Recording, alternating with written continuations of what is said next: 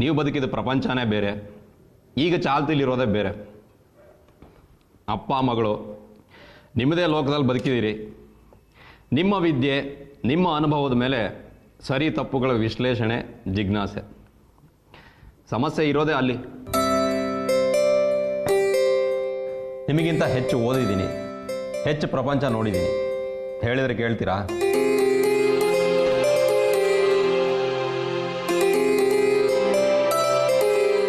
ಈ ಮನೆ ಸಮಸ್ಯೆ ಇದೆ. ಪರಸ್ಪರ ಮಾತುಕತೆನೇ ಇಲ್ಲ, ವಿಚಾರ ವಿನಿಮಯಕ್ಕೆ ಆಸ್ಪದ ಇಲ್ಲ. ನನ್ನ ಪ್ರತಿಯೊಂದು ಕ್ರಿಯೆನೂ ತಪ್ಪಾಗಿ ಅರ್ಥೈಸ್ತೀರಿ, ತಪ್ಪಾಗಿ ಪ್ರತಿಕ್ರಿಯಿಸ್ತೀರಿ. ಇದು ಸಮಸ್ಯೆ. ಅಪ್ಪ ಕೂತ್ಕೋ. ಇರೋದು ಇನ್ನೊಂದು 2 ವಾರ. ಮಾತು ಕೇಳು ಅಂತಾನೆ. ಶತ್ರು ಅಲ್ಲ, ಸ್ವಂತ ಮಗ. ಕೂತ್ಕೋ.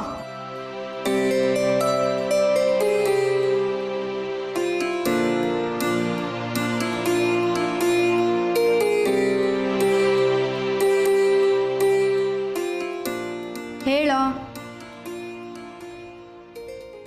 ಮನುಷ್ಯ ಅಂದಮೇಲೆ ಆಸೆ ಇದ್ದದ್ದೇ. ಆಸೆನೇ ಇರಬಾರ್ದು ಅಂದ್ರೆ ಎಲ್ಲ ಬಿಡಬೇಕು, ಬೆಟ್ಟ ಹತ್ತಬೇಕು. ಅಂದ್ರೆ ಒಂದು ನೇರ ಪ್ರಶ್ನೆ ಮಾಡ್ತೀನಿ. PUC ಮುಗಿದಾಗ ನನಗೆ 18, BE ಎಂದೆ. ಯಾಕೆ? ಚೆನ್ನಾಗಿ ಓದ್ಲಿ, ಮುಂದಕ್ಕೆ ಬರಲಿ ಅಂತ ಆಸೆ ಇತ್ತಲ್ವಾ? ಸಹಜ. ಅದೇನು BEನೇ ಆಗಬೇಕು ಅಂದ್ರೆ MBBS ಯಾಕೆ ಆಗಬಾರ್ದು? ಒಳ್ಳೆ ಮಾರ್ಕ್ಸ್ ಬಂದಿತ್ತು, ಸುಲಭವಾಗಿ ಸಿಕ್ಕಿರೋದು. BE ಅಂದರೆ ತಕ್ಷಣ ಕೆಲಸ ಸಿಗುತ್ತೆ. MBBS ಅಂತಂದರೆ ಓದು ಮುಗಿಯೋದಕ್ಕೆ 15 ವರ್ಷ ಕಾಯಬೇಕು. ಎಲ್ಲೋ ಒಂದು ಕಡೆ ಮನಸ್ಸಿನ ಆಳದಲ್ಲಿ ಜೀವನದಲ್ಲಿ ಮುಂದಕ್ಕೆ ಬರಲಿ ಎಂದಾಗ ವ್ಯವಹಾರವೂ ಅದ್ರ ಭಾಗ ಅಲ್ವಾ? ಎಷ್ಟು ಬೇಕೋ ಅಷ್ಟಿದ್ರೆ ತಪ್ಪಲ್ಲ.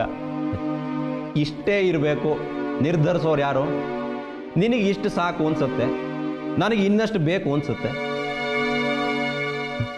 ದುರಾಸೆ ಇರಬಾರ್ದು ಸರಿ, ಆದರೆ ಆಸೆ ಮಿತಿ ಅದು ನಿರ್ಧರಿಸೋರು ಯಾರು? ಮೊದಲಿಗೆ ಓದು ಮುಗಿದ್ರೆ ಸಾಕು ಅನ್ಸುತ್ತೆ, ನಂತರ ಒಂದು ಕೆಲಸ ಸಿಕ್ಕರೆ ಸಾಕು ಅನ್ಸುತ್ತೆ, ಅದರ ನಂತರ ಸಂಬಳ ಇನ್ನಷ್ಟು ಹೆಚ್ಚಿರಬೇಕು ಅನ್ಸುತ್ತೆ. ಯೋಗ್ಯತೆ ಇದ್ರೆ ಯಾಕೆ ಆಗಬಾರ್ದು ಹೇಳು? ಈಗೇನು? ರಾಜಾರಾಯರು ದುಡ್ದಿಟ್ಟಿದ್ದಾರೆ, ಕೊಡ್ತಾರೆ, ತಗೊಳ್ಳಿ. ಅಂದ್ರೆ ನಿಮಗೆ ವಾಸಕ್ಕೆ ಮನೆ ಇಲ್ಲ, ಒಂದು ಫ್ಲಾಟ್ ತೆಕ್ಕೊಟ್ರೆ ತಪ್ಪೇನು? ಹಾಗಂತ್ಯಾ? ಒಂದಷ್ಟು ಹಣ ಕೊಡ್ತಾರೆ, ನಿನ್ನ ಹೆಸರಲ್ಲೋ ಅಪ್ಪನ ಹೆಸರಲ್ಲೋ FD ಇಟ್ಟರೆ ಬಡ್ಡಿ ಬರುತ್ತೆ, ಜೀವನಕ್ಕಾಗತ್ತೆ.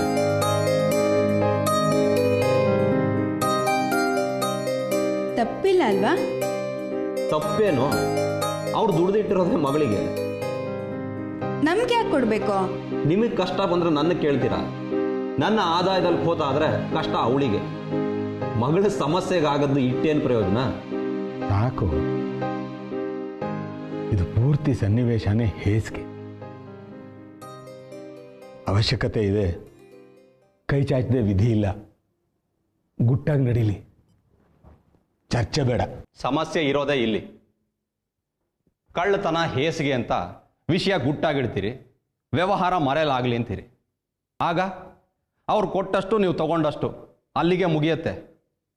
ಬದಲಿಗೆ ಇದು ವ್ಯವಹಾರ ನೇರ ಅನ್ನೋ ಭಾವದಲ್ಲಿ ಚರ್ಚೆ ಕೂತ್ಕೊಳ್ಳಿ, ಸರಿಯಾದ ಬೆಲೆ ಬರುತ್ತೆ. ಏನು ಅನ್ಸೋದೇ ಇಲ್ವಾ ನಿನಗೆ? ಏನನ್ನಿಸ್ಬೇಕು? ಕಾಲಾನುಕಾಲದಿಂದ ನೀವು ನಿಮ್ಮ ಜೀವನದಲ್ಲಿ ಮಾಡಿದ್ದೆ. ನೀವು ಸೌಜನ್ಯದ ಸೋಗಲು ಗುಟ್ಟಾಗಿ ಮಾಡಿದ್ರಿ, ನಾವು ಸಾರ್ವಜನಿಕವಾಗಿ ಮಾಡ್ತೀವಿ ಅಷ್ಟೇ. ನಿಮ್ಮ ಕ್ರಿಯೆಯಲ್ಲಿ ಗುಮಾನಿಗಳು ಜಾಸ್ತಿ, ನಮ್ಮ ಕ್ರಿಯೆ ಪಾರದರ್ಶಕ. ಕ್ರಿಯೆ ಅದೇ, ರೀತಿ ಬೇರೆ ಅಷ್ಟೇ. ಮದುವೆ ಆಗ್ತಿರೋ ನಾನು, ನನಗೆ ಇಲ್ಲಿರೋ ಸಂಕೋಚ ನಿಮಗೆ ಯಾಕೆ? ಅವರೇನು ಸುಮ್ಮನೆ ಕೊಡ್ತಿಲ್ಲ, ವ್ಯವಹಾರಸ್ಥರು. ನಾನು ಯೋಗ್ಯತೆ ಅಳದೆ ಕೊಡ್ತಿರೋದು. ತಗೊಳ್ಳಿ, ನೆಮ್ಮದಿಯಾಗಿರಿ. ಕನಿಷ್ಠ ವಾಸಕ್ಕೆ ಒಂದು ಫ್ಲಾಟ್ ಅಂತ ಮಾತಾಡಿ. ಅವ್ರು ಕೊಡೋದಕ್ಕೆ ಸಿದ್ಧವಾದರೆ ಅವಳ ಹೆಸರಿಗೆ ಮಾಡಿಸು. Let she feel secure. ಸಂಬಂಧಗಳು ಚೆನ್ನಾಗಿದ್ದಾಗ ಶ್ರುತಿ ನನ್ನ ಹೆಂಡತಿ, ಈ ಮನೆ ಸೊಸೆ, ರಾಜಾರಾಯರು ಮಾವ. ಮುಂದೆ ಹಾಗಾಗಲ್ಲ. ಆದರೆ ಸಂಬಂಧಗಳು ಹಳಸಿದ್ರೆ, ವೈಮನಸ್ಯ ಬಂದರೆ ರಾಜಾರಾಯರು ಲಾಯರಾಗಿ ಕೂರ್ತಾರೆ. ವರದಕ್ಷಿಣೆ ಅಂತ ಕೂಗ್ಬೋದು. ನನ್ನ ಅಥವಾ ನಿನ್ನ ಹೆಸರಲ್ಲಿದ್ದರೆ ಸಮಸ್ಯೆ ಆಗತ್ತೆ.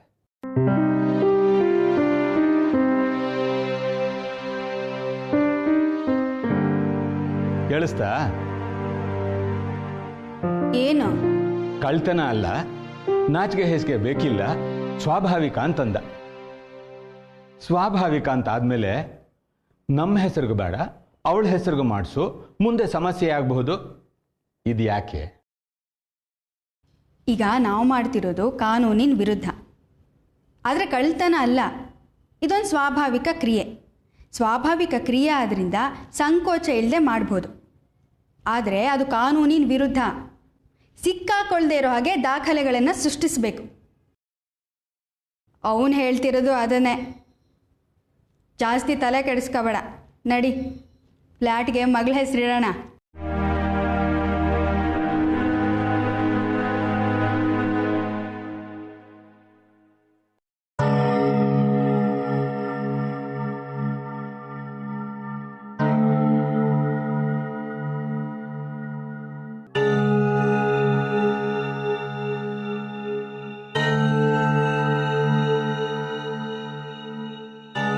ಮನೇಲಿ ಸಮಸ್ಯೆ ಇದೆ, ರಜೆ ಬೇಕೇ ಬೇಕು ಅಂತ ನೀವು ಪಟ್ಟು ಹಿಡಿದ್ರೆ ನಾನು ತಾನೇ ಏನು ಮಾಡಬಹುದು?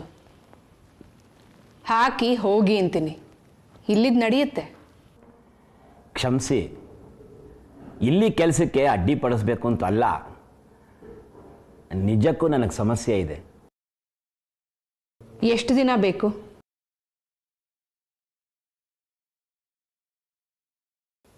ಎರಡು ವಾರ.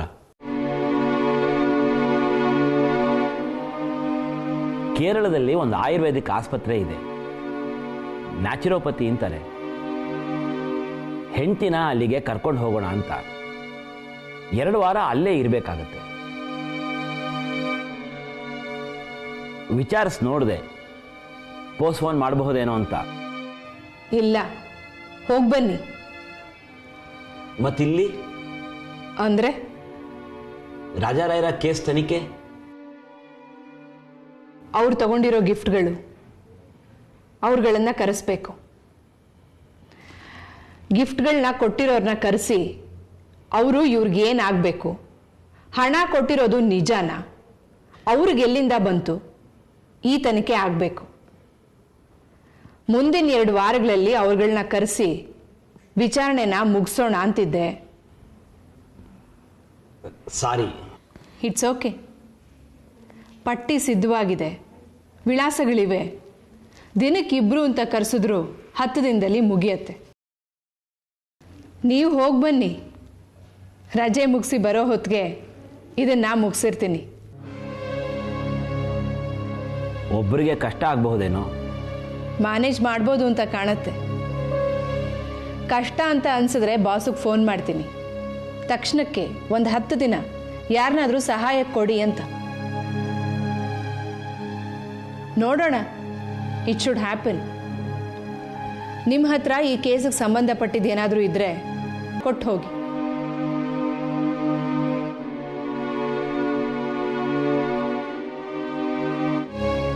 ನೀವು ಹೋಗಿ ನೋಡ್ಕೊಂಡು ಬನ್ನಿ. ಅಲ್ಲಿ ಟ್ರೀಟ್ಮೆಂಟಿಂದ ನಿಮ್ಮ ಹೆಂಡತಿಗೆ ಪ್ರಯೋಜನ ಇದೆ ಅಂತ ಆದರೆ ನಾನು ನಮ್ಮ ಮನೆಯವ್ರನ್ನ ಕರ್ಕೊಂಡು ಹೋಗ್ತೀನಿ. ಸಣ್ಣದೊಂದು ಸಲಹೆ ಕೊಡ್ಬೋದಾ? 2 ವಾರ ಅಷ್ಟೇ, ಬಂದ್ಬಿಡ್ತೀನಿ. ಇತ್ತೀಚೆಗೆ ನಿಮ್ಮ ಹತ್ರ ಮಾತು ಕಷ್ಟ ಆಗ್ತಾ ಇದೆ. ರೇಗ್ತೀನ? ಇಲ್ಲ, ಮಾತು ಕಟುವಾಗ್ತಾ ಇದೆ. ನಾಲ್ಗೆ ಕೆಟ್ಟಿದೆ. ಮೊದಲಿನ ಸೌಜನ್ಯ ಇಲ್ಲ. ಹೇಳಿ. ಒಬ್ಬರಿಗೆ ಇಷ್ಟು ವಿಚಾರಣೆ ಕಷ್ಟ ಆಗುತ್ತೆ. ಚಾಯ್ಸ್ ಇಲ್ಲ. ಮನೆಯಲ್ಲಿ ನಿಮಗೂ ಸಮಸ್ಯೆಗಳಿವೆ. ಸೊ ನಂಬಿಕಸ್ಥರು ವ್ಯವಸ್ಥೆಯಲ್ಲಿ ಕಮ್ಮಿ. ಬೇರೆಯವ್ರನ್ನ ಯಾಕೆ ಹೊರಗಡೆಯಿಂದ ಕರೆಸ್ತೀರಿ? ಅದಕ್ಕೆ 2 ವಾರ ಬಂದ್ಬಿಡ್ತೀನಿ, ಕಾದ್ಬಿಡಿ. ಹಾಗಂತೀರಾ? ವೈಯಕ್ತಿಕವಾಗಿ ನನಗೆ ಈ ಕೇಸಿನಲ್ಲಿ ಏನು ಇಂಟ್ರೆಸ್ಟ್ ಇಲ್ಲ. ಬಡತನ ಅಂತ ಲಾಭಾಪೇಕ್ಷೆಗೆ ಏನನ್ನು ಮಾರಿಲ್ಲ.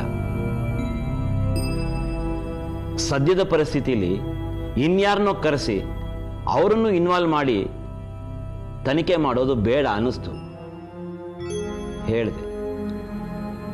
Let me think. ಹೋಗಿ ಬನ್ನಿ. All the best.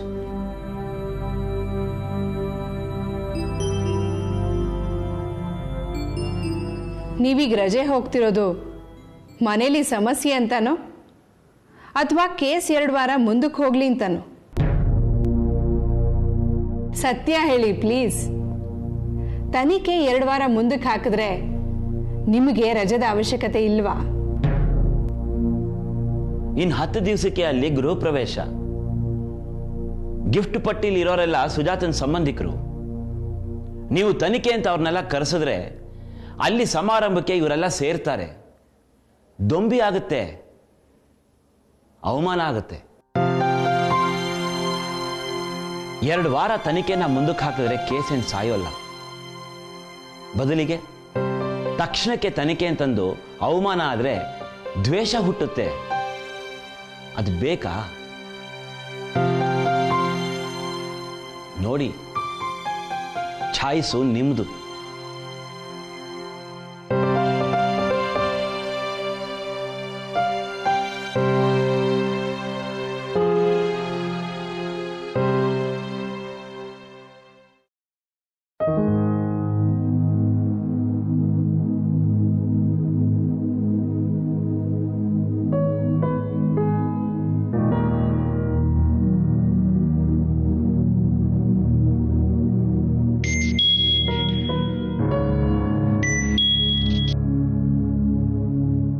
ಹಲೋ ಮಾವ, ನಾನು ಅಮ್ಮ ಮನೇಲಿಲ್ಲ. ಅದಕ್ಕೆ ಸಮಸ್ಯೆ ಆಗಿದೆ. ಹೊರಗೆ ಹೋಗಕ್ಕೆ ಬಿಡ್ತಾ ಇಲ್ಲ. ಖರ್ಚು ಕಾಸಿಲ್ಲ. ಎಲ್ಲಿವರೆಗೂ ಅಂದರೆ ಊಟ ತಿಂಡಿಗೆ ಬಾ ಅಂತ ಕರಿತಾ ಇಲ್ಲ. ಕೇಳಿಸ್ತಿದ್ಯಾ? ಹೇಳೋ. ಬರ್ತೀಯಾ? ನಿಮ್ಮಮ್ಮ ಹೇಳಿದ್ನಲ್ಲ, ಅಮ್ಮ ಮನೇಲಿಲ್ಲ. ವಾಚ್ಮ್ಯಾನ್ಗೆ ಹೇಳಿರ್ತೀನಿ, ಹಿಂದ್ಗಡೆ ಬಾಗ್ಲಿಂದ ಬಾ. ಮಾವ ಪ್ಲೀಸ್, ಬರ್ತಾ ಏನಾರು ತಗೊಂಬ. 2 ದಿನ ಆಯಿತು, ಫುಲ್ ಡ್ರೈ. ತಗೊಂಬರ್ತೀಯಾ?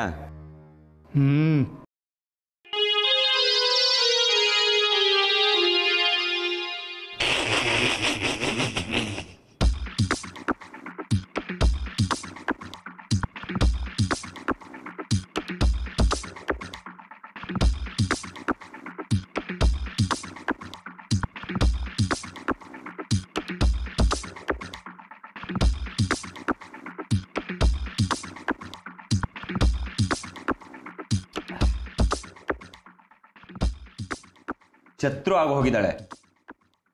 ಏನು ನಿರ್ಧರಿಸಿದಾಳೆ? ಮಾತಿಗೆ ಸಿಗಲ್ಲ ಅಂತಾಳೆ ಮಾವ.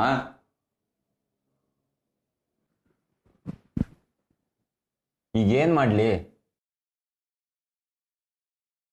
ಮೊದಲು ಕರ್ಸಿ ಕೂರ್ಸಿ ಮಾತಾಡ್ಸೋಳು, ಪ್ರೀತಿಯಿಂದ ಬುದ್ಧಿ ಹೇಳೋಳು, ನನ್ನ ಸಮಸ್ಯೆ ಅವಳ ಸಮಸ್ಯೆ ಅನ್ನೋ ಹಾಗಿರೋಳು. ಈಗ ನೋಡ್ಬೇಕು ನೀನು, ನಾನಿದ್ದೀನಿ ಅನ್ನೋ ಪರ್ವೇ ಇಲ್ಲ. ಬಲವಂತಕ್ಕೆ ಎದುರಿಗೆ ಹೋಗಿ ಕೂತ್ರೆ ಎದ್ದು ಆಚೆ ಹೋಗ್ತಾಳೆ.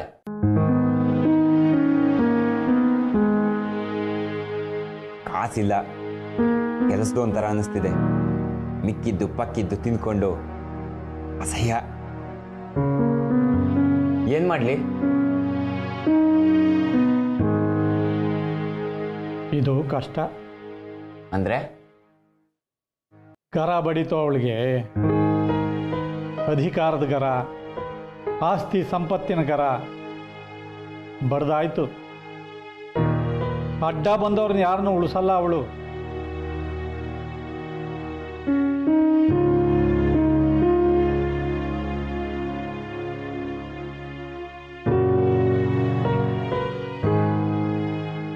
ಬಂದ್ಬಿಡ್ತೀಯಾ ನನ್ನ ಜೊತೆಗೆ? ಅಂದ್ರೆ ಇಲ್ಲಿದ್ದೆ ಅನ್ಕೋ, ಆ ಶ್ವೇತಾ ಸಮಸ್ಯೆ ಮುಗಿಯೋದಿಲ್ಲ. ಇನ್ಸ್ಪೆಕ್ಟ್ರು ಮತ್ತು ಶ್ರುತಿ ಸೇರಿಕೊಂಡು ಮಾಡಿಸ್ತಾರೆ ಮದುವೆ. ಅದಾಗ್ತಿದ್ದ ಹಾಗೆ ಇಲ್ಲಿಂದ ಆಚೆಗೆ ಆಗುತ್ತಾ ಸಾಕಕ್ಕೆ ಸಂಸಾರ ನಡ್ಸಕ್ಕೆ? ಬದಲಿಗೆ ನನ್ನ ಜೊತೆ ಬಂದ್ಬಿಡು. ಸಾಕು ಈ ಆಸ್ತಿ ಪಾಲು. ಊರು ಸೇರ್ಕೊಳ್ಳೋಣ, ಅಂಬ್ಲಿನೋ ಗಂಜಿನೋ ಕುಡ್ಕೊಂಡಿದ್ರಾಯ್ತು. ಆಸ್ತಿ ಇಲ್ಲ ಅಂದಮೇಲೆ ಶ್ವೇತಾ ಸಮಸ್ಯೆ ಇರೋದಿಲ್ಲ. ಅಷ್ಟೇ ಅಂತೀಯ? ಅಷ್ಟೇ. ನಡಿ, ಯಾಕೆ ನರಳ್ತೀಯ?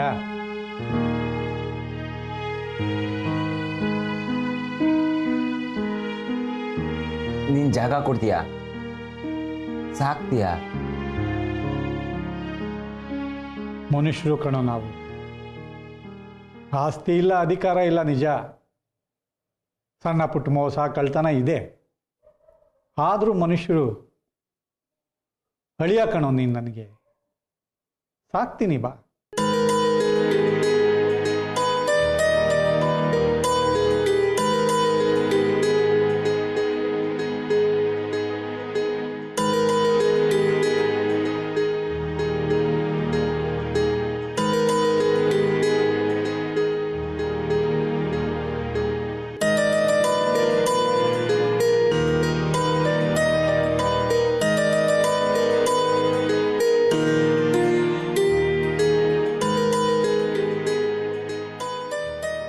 ತಾಯಿ ಶತ್ರು ಆದರೆ ಮಗನಿಗೆ ಬದುಕಿಲ್ಲ ಕಣೋ.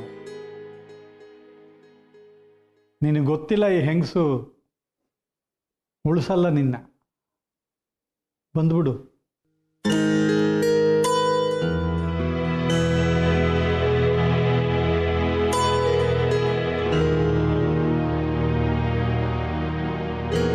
ಸ್ವಂತ ತಂಗಿ, ಅವಳ ಬಗ್ಗೆ ಕೆಟ್ಟ ಮಾತಾಡಬಾರ್ದು.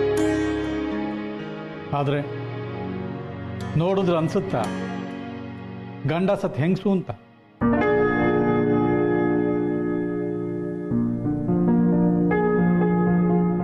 ಮಹಾಭಾರತ ನೋಡಿದೀಯಾ?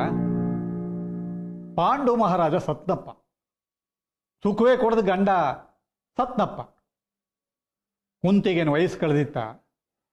ಅಧಿಕಾರ ಇರಲಿಲ್ವಾ? ಚಕ್ರವರ್ತಿ ಹೆಂಡ್ತಿನೋ. ಆದರೂ ನೋಡು, ಬಿಳಿ ಸೀರೆ ಉಟ್ಕೊಂಡು ತಲೆ ಮೇಲೆ ಸೆರಗು ಹೊದ್ಕೊಂಡು, ಅದಲ್ವಾ ಲಕ್ಷಣ?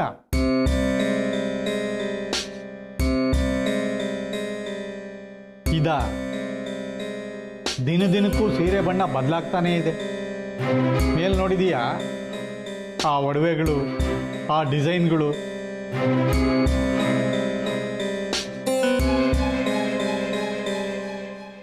ಡೌಟು ಮಾವ.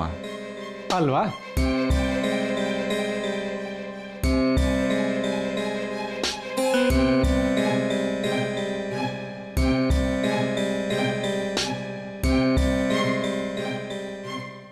ಅವತ್ತು ರಾತ್ರಿ ಮಬ್ಬಾಗಿ ನೆನಪಿದೆ ನನಗೆ. ಚಿಕ್ಕಪ್ಪ ಅಪ್ಪನ್ನ ಬಿಟ್ಟು ಹೋದ್ರು. ರಸ್ತೆಯಲ್ಲಿ ತುಂಬ ಹೊತ್ತು ಬೆಲ್ಲಾಯಿತು. ನಾನು ಎದ್ದು ಕೂತೆ. ಅಮ್ಮ ಬಾಗಿಲು ತೆಗಿಲಿಲ್ಲ.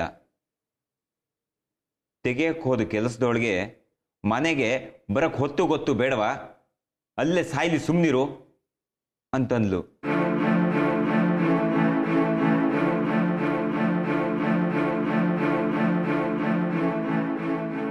ವಾಚ್ಮ್ಯಾನ್ ಬಂದು ಕಿಟಕಿಲೇನೋ ಹೇಳ್ದ. ಅಮ್ಮ ಸರಸರ ಹೋಗಿ ಬಾಗಿಲು ತೆಗೆದ್ಲು.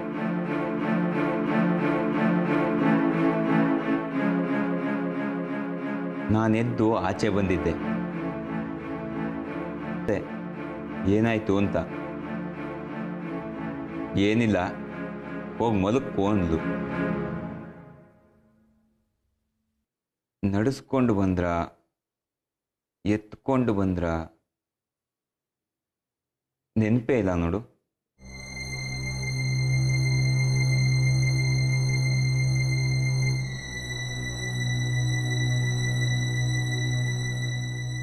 ನಿನಗೇನನ್ಸುತ್ತೆ? ಅಪ್ಪ ಸತ್ತೇ ಹೋಗಿದ್ರಾ?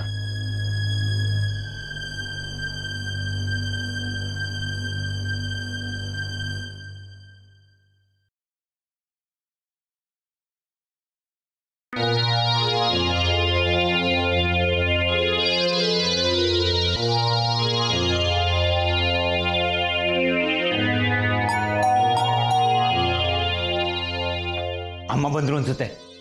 ನೀನು ಹೊರಡು, ನಾನು ಫೋನ್ ಮಾಡ್ತೀನಿ.